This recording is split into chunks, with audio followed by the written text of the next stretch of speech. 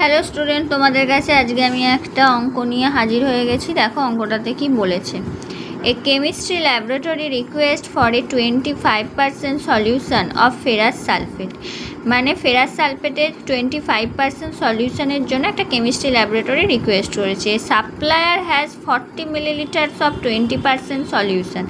Supplier কাছে কত ছিল না 40 মিলিলিটারে, মানে 20% সলিউলিটারে 40 millilitre. How many millilitres of 40% solution, মানে 40% সলিউশনে কত মিলিলিটার সলিউশন অ্যাড করা হবে যাতে এটা 25% সলিউশন করা যায়, তাই তো। এখান থেকে আমি যদি সলিউশন 1 আর সলিউশন 2 এই দুটো করি, তাহলে এখানে বলেছে একটা 20% সলিউশন আর একটা বলেছে কত 40%।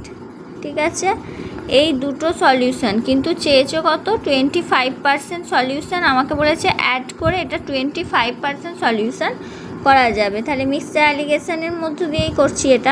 এটা হচ্ছে 25%। তাহলে এখান থেকে কত হলো 15, আর এখান থেকে হলো কত 5, তার মানে 3:1, তাই তো।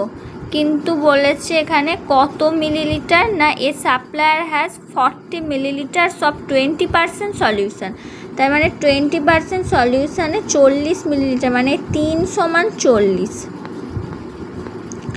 তাহলে আমাকে বলেছে কত মিলিলিটার সব 40% সলিউশন অ্যাড করা হবে। তার মানে এইটা কত অ্যাড করা হবে, তাহলে 1=40/3 সমান কত হবে 13.33 মিলিলিটার। এটাই হচ্ছে অ্যান্সার।